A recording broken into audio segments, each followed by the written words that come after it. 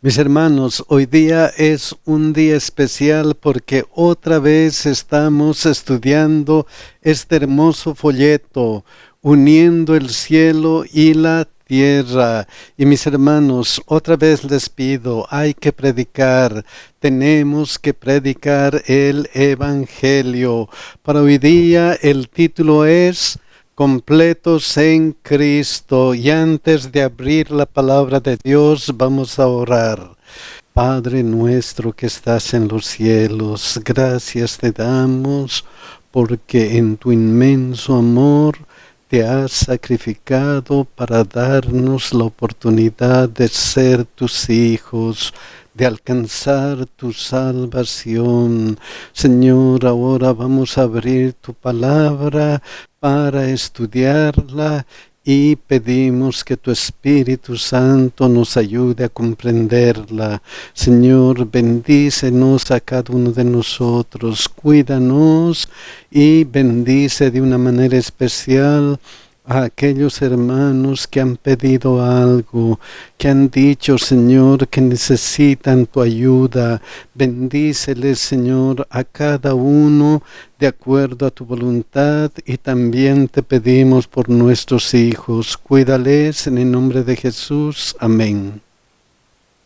El versículo de memoria está en Colosenses 2, 16 y 17. Por tanto, nadie los juzgue en comida o bebida, o en días de fiesta, nuevas lunas o sábados. Todo esto era sombra de lo que iba a venir, pero la realidad es Cristo. ¿La realidad quién es? Cristo. Vamos a estudiar esta semana completos en Cristo, y el primer día titula La sabiduría y el conocimiento de ¿quién? De Dios. Vamos a empezar con Colosenses 2:1. Miren lo que dice: porque quiero que sepáis cuán gran lucha sostengo por vosotros y por los que están en la Odisea y por todos los que nunca han visto mi rostro. El apóstol Pablo expresa y dice: tengo gran lucha por ustedes, para conservarles bien, para que ustedes no se desvíen del Evangelio. Tengo gran lucha. ¿Con quienes? Hemos visto ya que habían los maestros judaizantes que estaban tratando de introducir palabras de hombres, tradiciones de los hombres. Esa era la lucha del apóstol Pablo, pero esa lucha va más allá. No solamente es una lucha contra hombres, contra seres humanos. Miren lo que dice Efesios 6:12.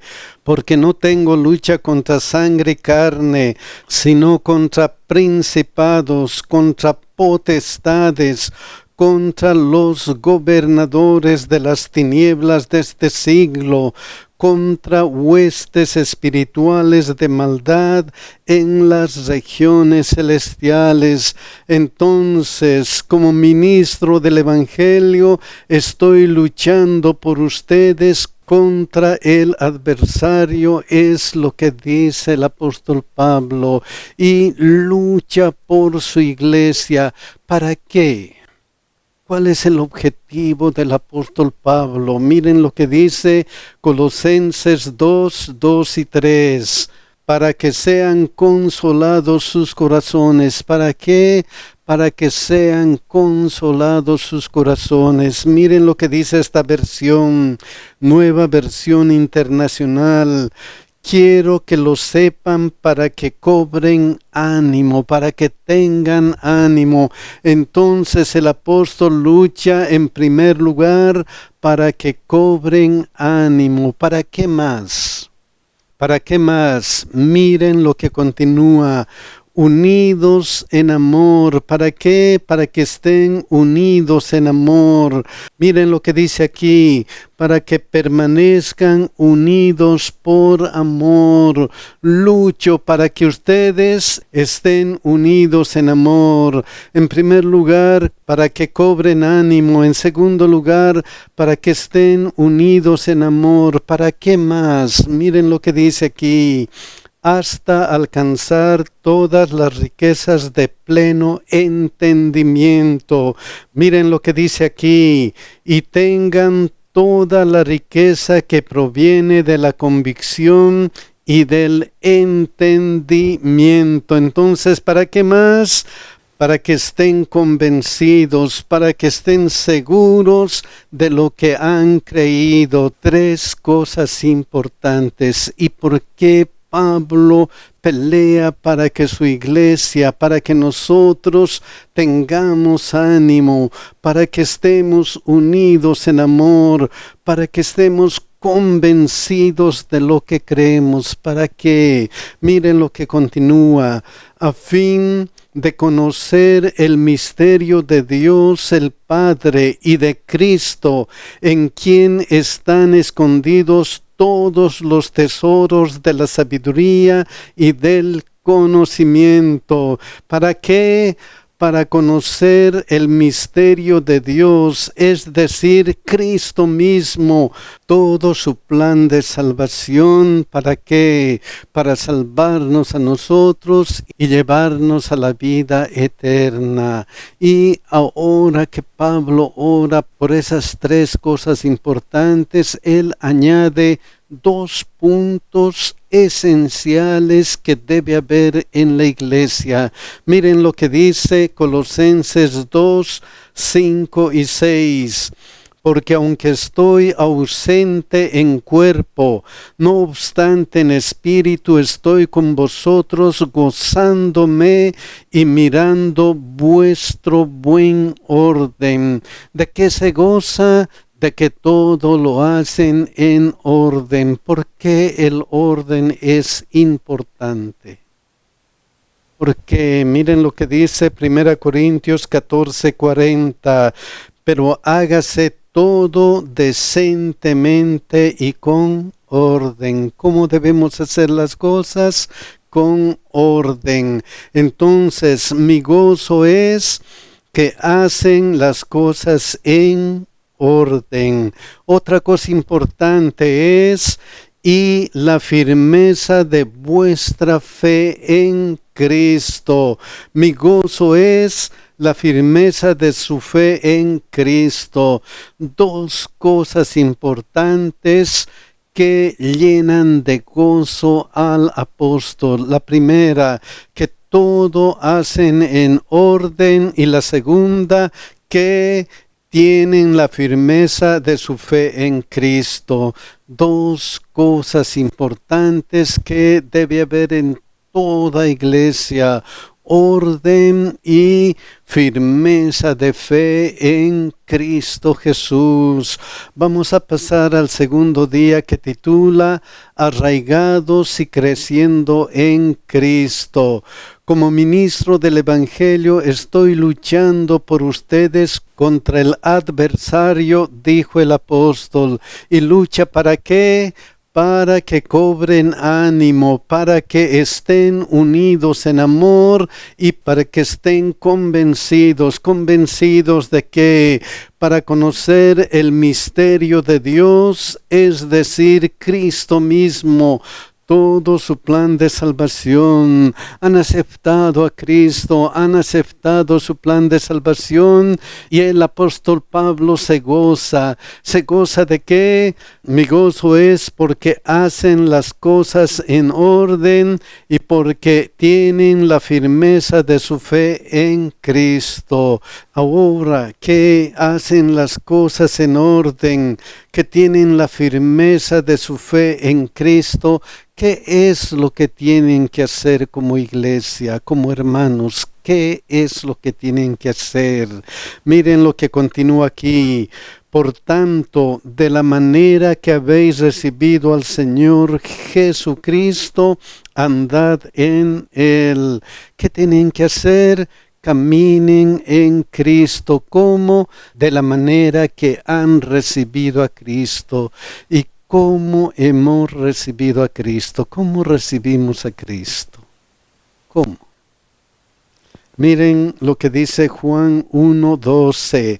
Mas a todos los que le recibieron, a los que creen en su nombre, les dio potestad de ser hechos hijos de Dios. ¿Cómo le recibieron? Teniendo fe en Cristo. Miren lo que dice Gálatas 3:26. Pues todos sois hijos de Dios por la fe en Cristo.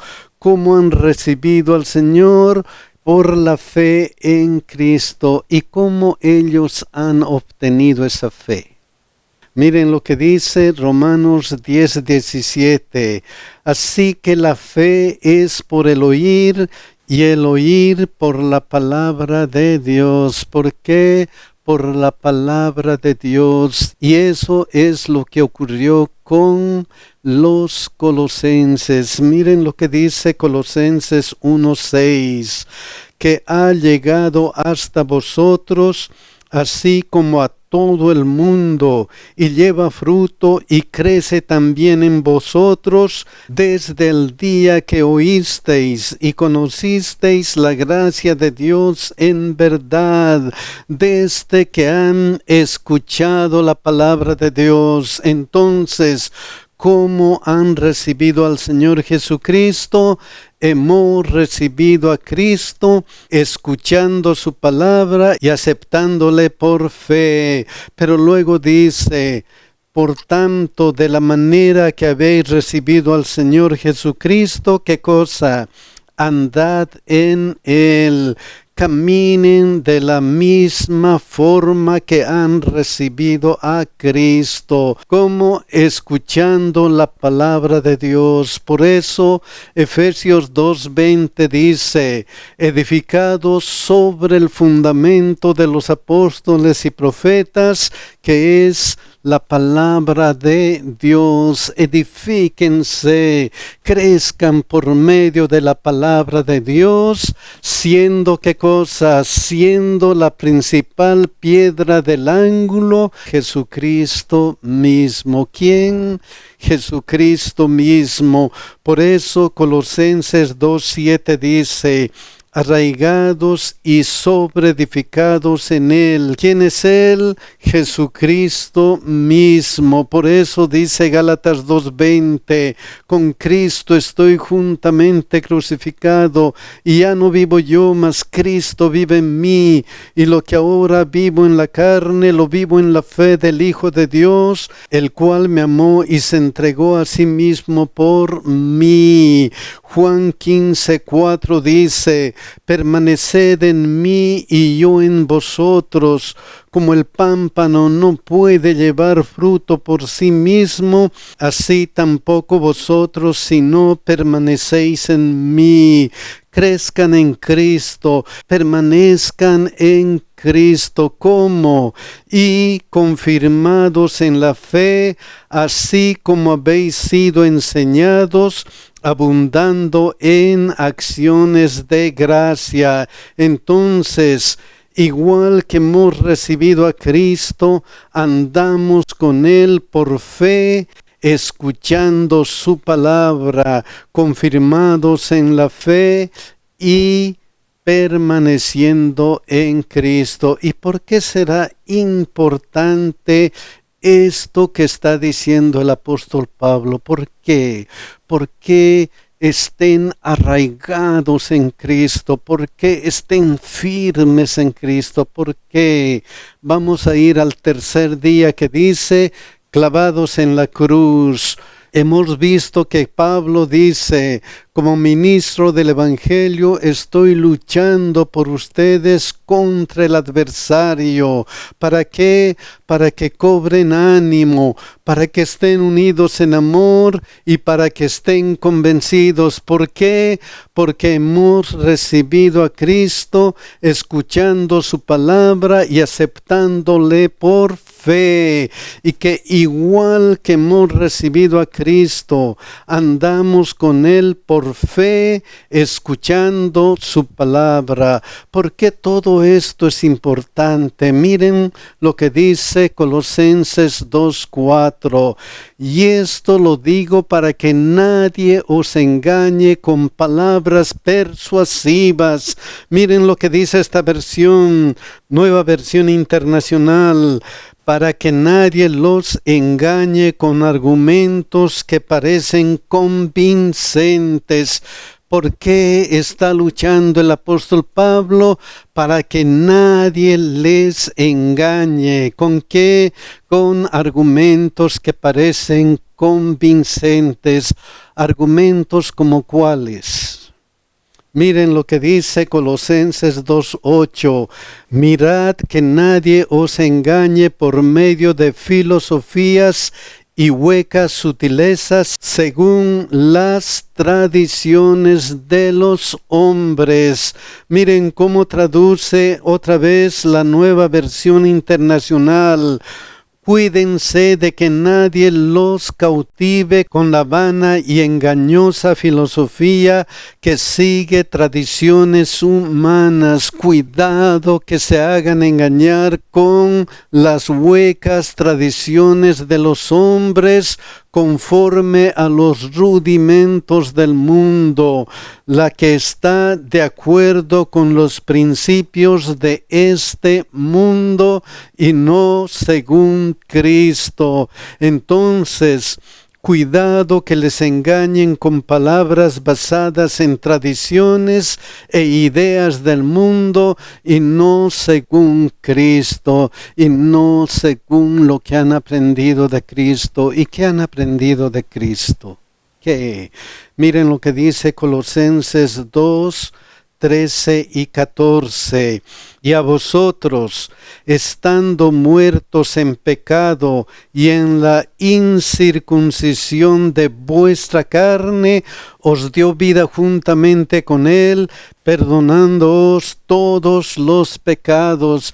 ¿Qué es lo que han aprendido de Cristo? Que Cristo les ha dado vida y les ha perdonado sus pecados. ¿Qué más hizo Cristo?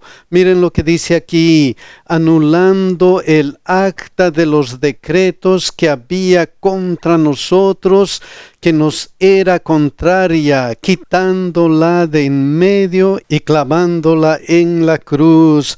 ¿Qué es lo que ha clavado en la cruz? ¿Qué es lo que ha anulado Cristo en la cruz? ¿Qué es lo que había anulado?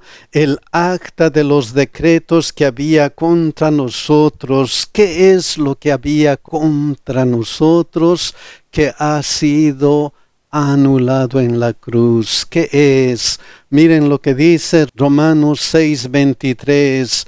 Porque la paga del pecado es, ¿qué cosa? Es muerte. Cristo murió para quitarnos la paga del pecado, que es muerte. Miren lo que dice Romanos 8:1. Ahora pues ninguna condenación hay para los que están en Cristo Jesús.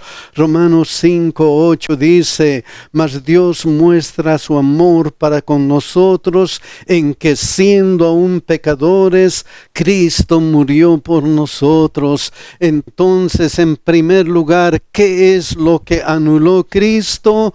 Cristo anuló nuestra condenación en la cruz del Calvario. Cristo murió por nosotros.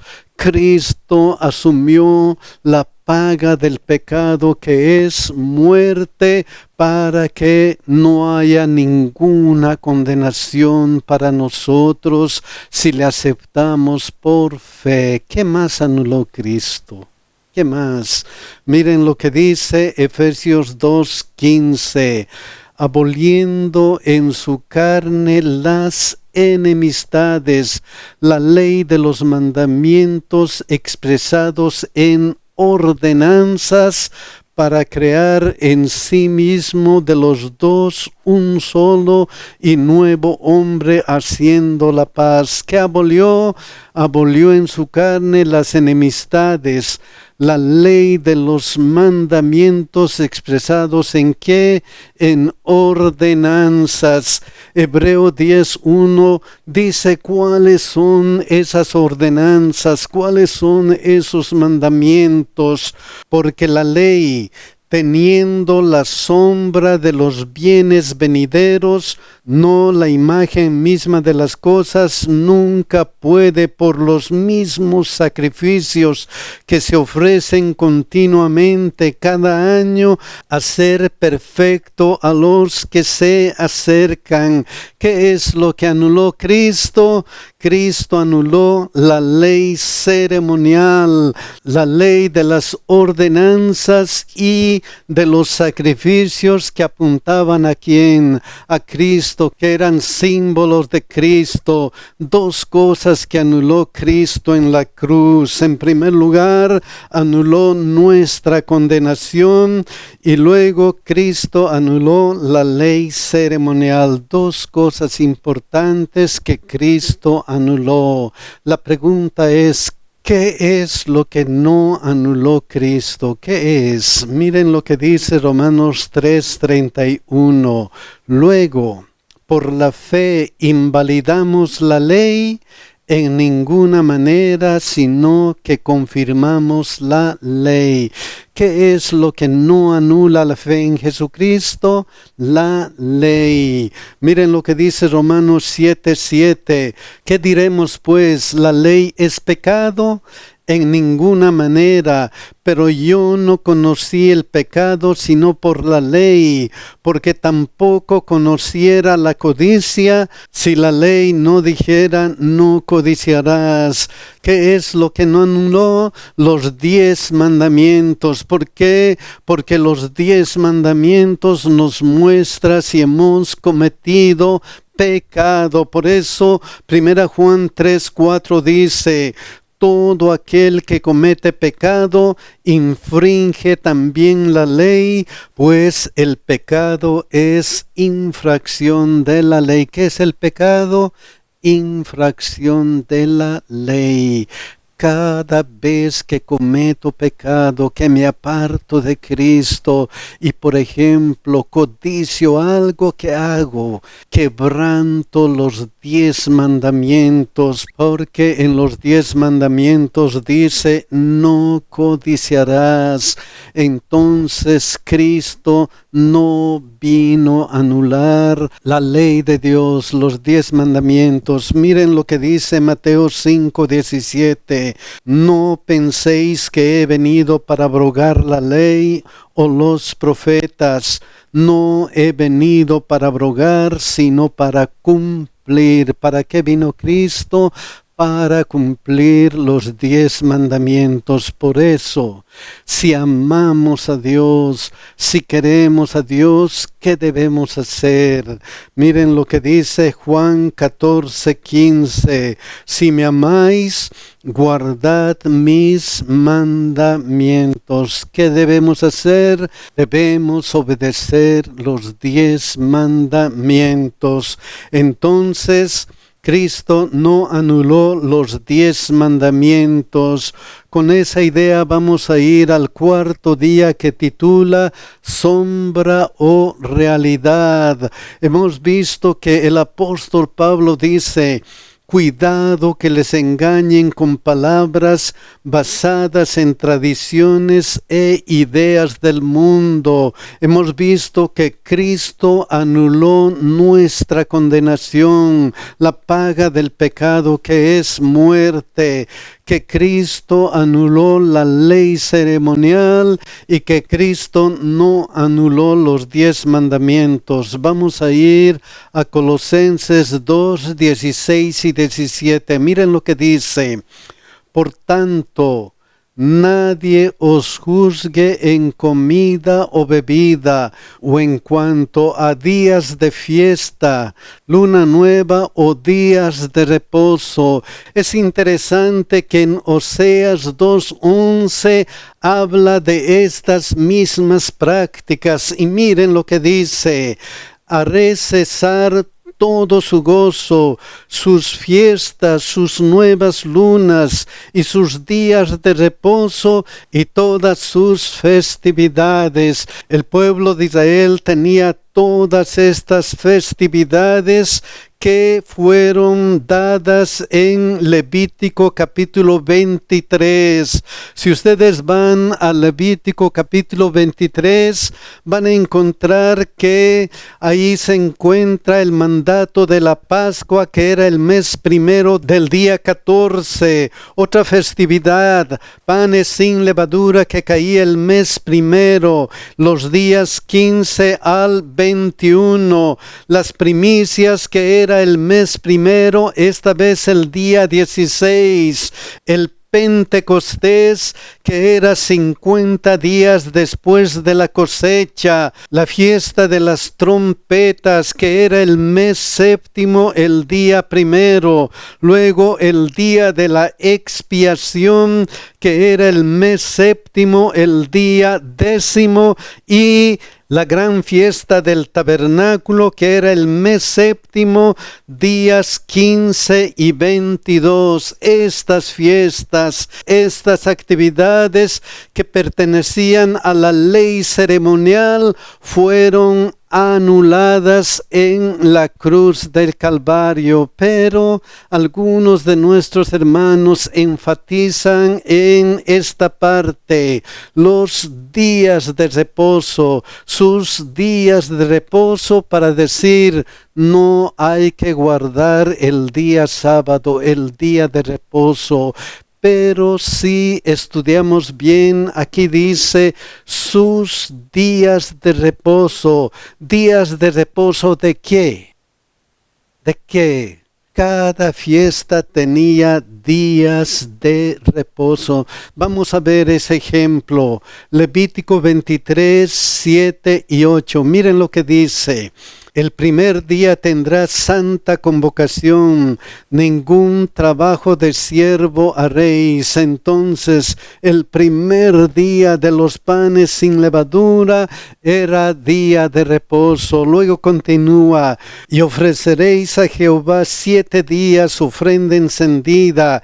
El séptimo día será santa convocación, ningún trabajo de siervo haréis. Que el séptimo día de los panes sin levadura. Y si continuamos estudiando Levítico 23, vamos a darnos cuenta que cada fiesta tenía su santa convocación, su día de reposo. Esos días son los días de reposo que fueron anuladas con la ley ceremonial. ¿Y por qué fueron anuladas? Porque miren lo que dice: todo lo cual es sombra de lo que ha de venir, pero el cuerpo es de Cristo.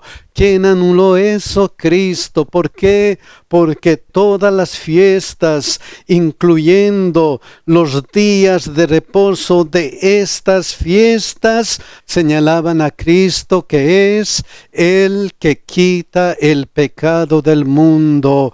Entonces, las ofrendas de comida, las fiestas solemnes y sus días de reposo fueron anuladas porque señalaban la obra de Cristo. Todo eso fue anulado en la cruz. Pero el séptimo día, el sábado, no fue anulado en la cruz. ¿Por qué? Miren lo que dice Génesis 2, 1 al 3. Fueron pues acabados los cielos y la tierra, y todo el ejército de ellos, y acabó Dios en el día séptimo la obra que hizo, y reposó el día séptimo de toda la obra que hizo, y bendijo Dios al día séptimo, y lo santificó, porque en él reposó de toda la obra que había hecho en la creación. El día sábado, el día séptimo, no fue dado a los judíos, no fue dada en las leyes ceremoniales para el pueblo de Israel. El séptimo día vino como una ordenanza desde la creación, y Dios confirmó eso en sus 10 mandamientos. Éxodo 28 al 11. En Éxodo capítulo 20 están los 10 mandamientos que Cristo no anuló en la cruz del Calvario. Miren cómo empieza: acuérdate del día de reposo para santificarlo. Acuérdate de qué, de este día de reposo que Dios mismo guardó en la creación. Acuérdate del día de reposo para santificarlo. 6 días trabajarás y harás toda tu obra, mas el séptimo día es reposo para Jehová tu Dios. No hagas en él obra alguna, tú, ni tu hijo, ni tu hija, ni tu siervo, ni tu criada, ni tu bestia, ni tu extranjero que está dentro de tus puertas. ¿Por qué? Porque acuérdate del día de reposo para santificarlo. ¿Por qué? Porque en 6 días hizo Jehová los cielos y la tierra, el mar y todas las cosas que en ellos hay, y reposó en el séptimo día. Por tanto, Jehová bendijo el día de reposo y lo santificó. ¿Por qué debemos guardar el día sábado? Porque está en los 10 mandamientos, la ley que Cristo no anuló en la cruz, y además porque fue instituido en la creación. Entonces, Cristo no anuló el séptimo día semanal, sábado, que fue instituido en el Edén. Cuidado que les engañen con palabras basadas en tradiciones e ideas del mundo.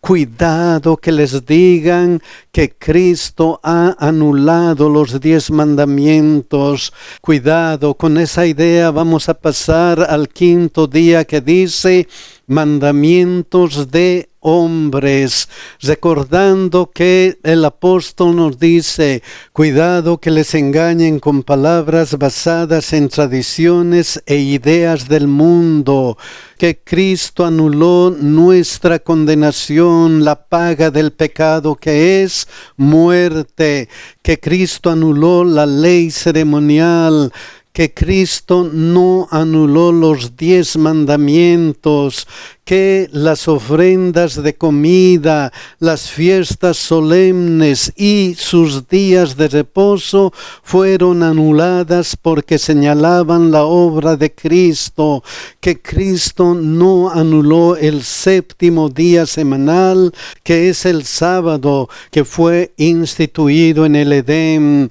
Recuerden que la idea del apóstol Pablo que estamos viendo es: cuidado que les engañen con palabras basadas en tradiciones e ideas del mundo. Por eso Colosenses 2:20 al 22 dice: pues si habéis muerto con Cristo en cuanto a los rudimentos del mundo.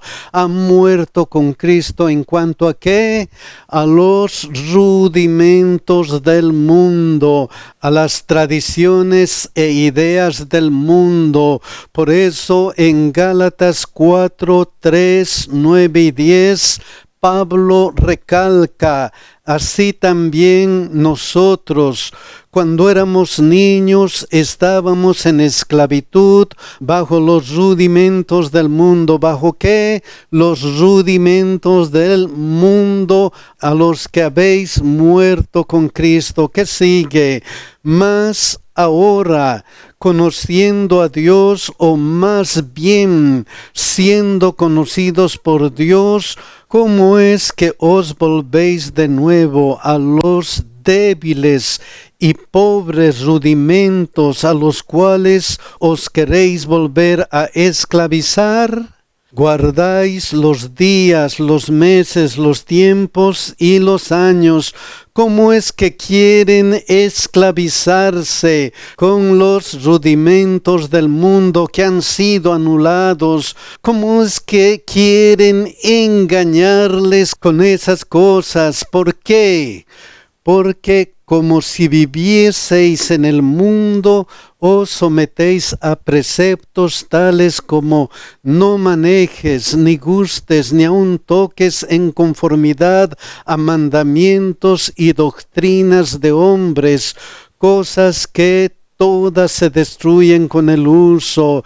Entonces, cuidado que acepten las cosas que Cristo anuló en la cruz del Calvario. Cuidado que acepten como si vivieseis en el mundo. Ahora que Cristo me ha dado una esperanza, ¿cómo debo vivir? Miren lo que dice 2 Pedro 3:13. Pero nosotros esperamos, según sus promesas, cielos nuevos y tierra nueva, en los cuales mora la justicia. ¿Qué esperamos? Cielos nuevos y tierra nueva. ¿Por qué? Porque Cristo con su sacrificio ha pagado el precio del pecado, que es la muerte, para que nosotros podamos tener vida eterna. Mis queridos hermanos, miren cuán grande amor tiene Cristo por cada uno de nosotros. Él quiere que estemos en la patria celestial. Lo único que nos pide es: dame, hijo mío, tu corazón. Dame, hijo mío, tu corazón. ¿Cuántos quieren entregar su corazón a Cristo? ¿Cuántos? Que Dios nos bendiga y que Dios nos cuide, mis hermanos.